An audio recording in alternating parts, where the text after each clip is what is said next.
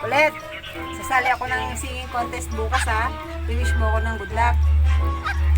Hindi good luck ang kailangan mo. Talent.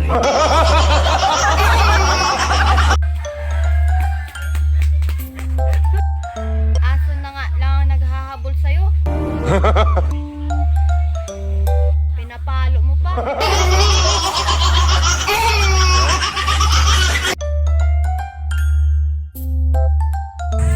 Manong, di ba pa tayo maalis? Wala pang laman eh. So anong tingin niyo sa amin? Sabaw.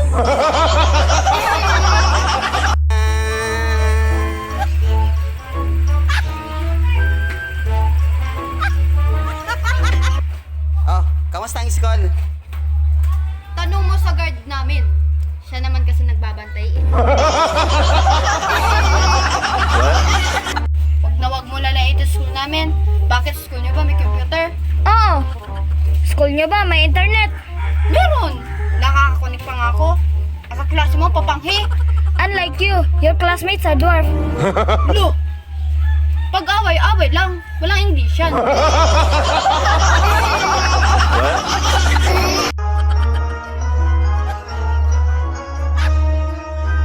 Anong meron ang mama mo na wala ang papa mo?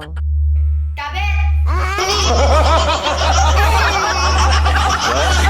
Kamusta yung pagbisita mo kahapon sa friend mo? Good. Sabi niya, feel at home. Ituring mong bahay mo to. Tapos, Yun, pinalayas ko siya. Ayaw ko kasi may bisita eh.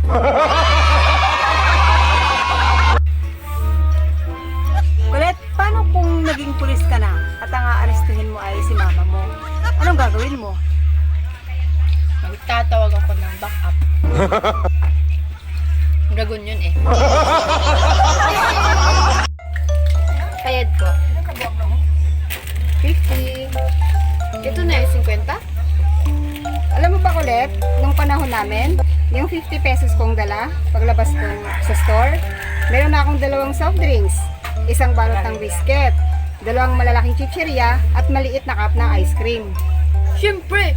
Wala pang CCTV nun eh. Alam nyo guys, di na kailangan ni Papa ng Google, ng AI, ng Internet. Kasi alam na ni Mama lahat.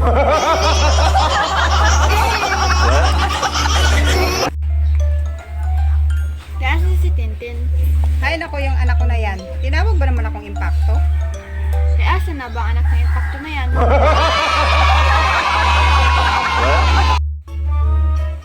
Ate, Ano? naiinom ba ang tubig dito? Nasa sayo yan. Kung gusto mo kuyain.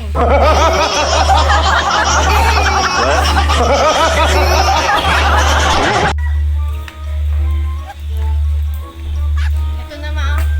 Ano ba yan? Kakainin ko tapos nakahawak yung kamay mo? Baka mahulog ulit sa lupa eh.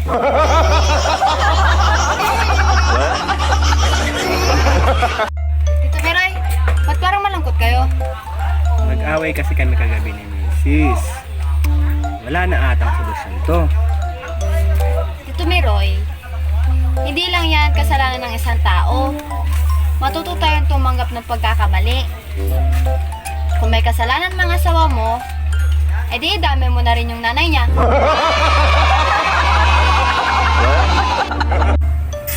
Ni, nagugutom na ako. Ni, anong ulam?